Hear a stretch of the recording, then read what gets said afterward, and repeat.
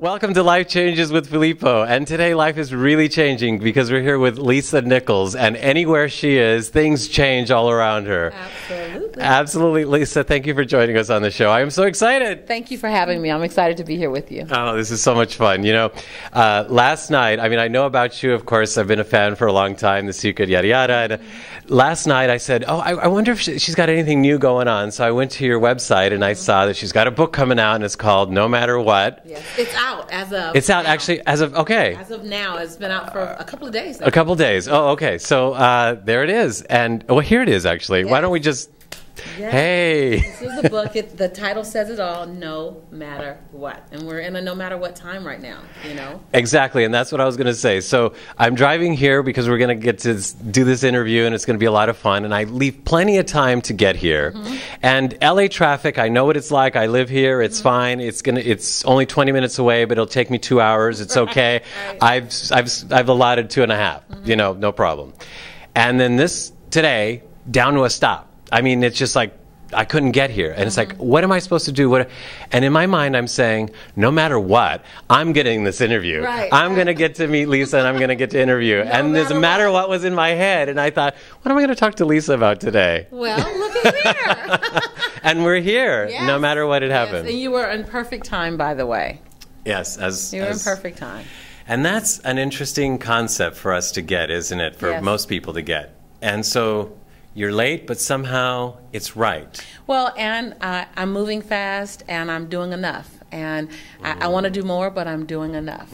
You know, and I want to be loved, but I'm loved enough. I want to love, but I'm loving enough.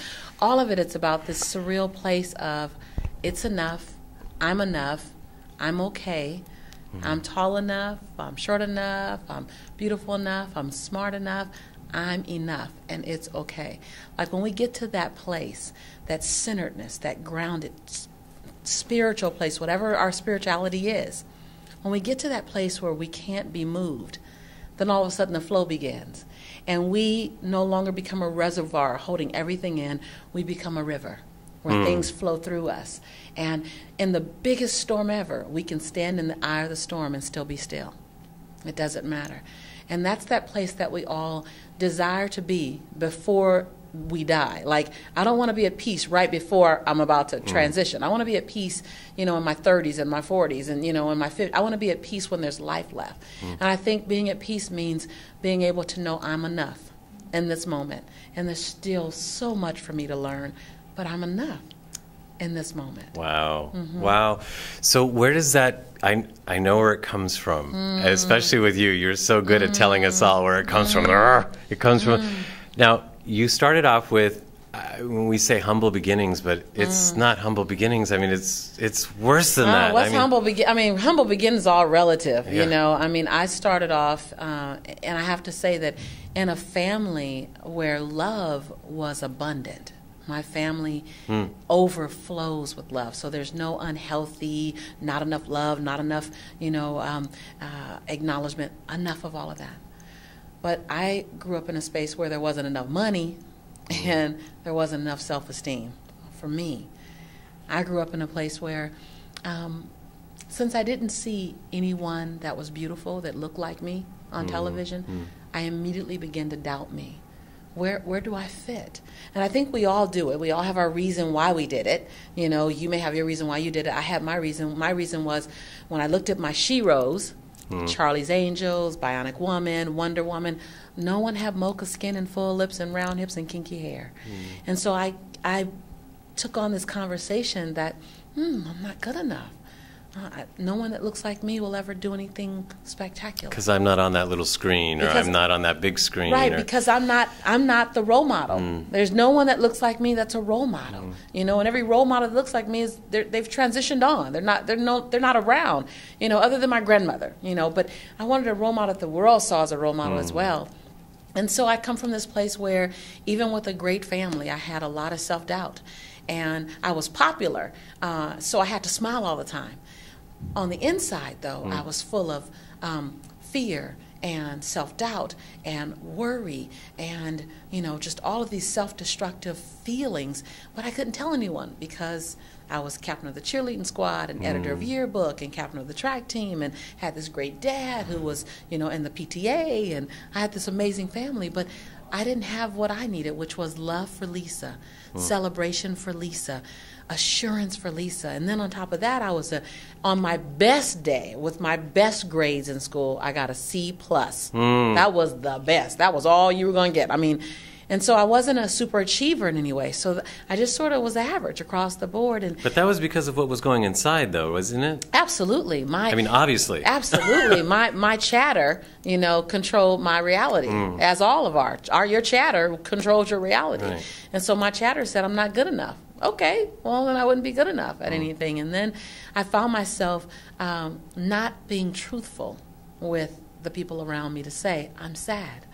I'm hurting. Help, And so I found myself in a very dark place at 19. I think 19 was when the spiral, hit the ground. And I found myself in the bathroom with a handful of pills going, I don't want to die, but I need the pain to stop. And if the only way the pain will stop is for me to take these pills, then okay. And it was at that moment that at first I counted the pills, and I wasn't sure whether 8 would do the job. And I was afraid of not doing the job if I tried, because then I'd really be in trouble with my parents. And so I remember putting the pills back in the bottle and falling to the floor and crying out to God, saying, if you bring me through this dark place, I promise I will spend a lifetime helping other people be inspired and feel good. And so my life today is about keeping a promise that I made at 19. You're so cute. You're like, what do I say after that, huh? Yeah, and most people don't know that, They think that I came up with this strategy and this marketing plan. One day I want to be on stage. It wasn't about that. It was about seeing people who had lights in them, like I had a light in me, that for some reason I couldn't quite let the light out. Or some reason I was afraid for the light to be seen by anyone. What happens if they see the light and they don't like me because the light's so bright? You know how there are people that are around you that they don't quite celebrate the light because they haven't found theirs. And it's our job to love them through their exploration and their journey, but to not dim our light. And I didn't know that. I thought, because this light has always been in me. I saw myself at 5. And I was on a picture like this. The light was there at 5, wow. But it was all the chatter that began to cover up the light, and it was like the chatter became this mud clay over the light, and the chatter came from me, and then I'd hear the chatter come from other people who were doubting themselves, who just needed to learn how to love themselves, but their chatter became my chatter, and so I realized that I had to crack that mud off of my light, and I believe we all have a light. And I believe those of us who are in the greatest form of despair are those who know about the light, but who have put so much of the mud clay on top that we don't know how to crack it. And that's why things like The Secret, and that's why things like Chicken Soup for the Soul, and things like No Matter What, and things like your show, that's why people gravitate to it, hold on to it, because it says, I see your light, and I'm not going to let you forget about your light.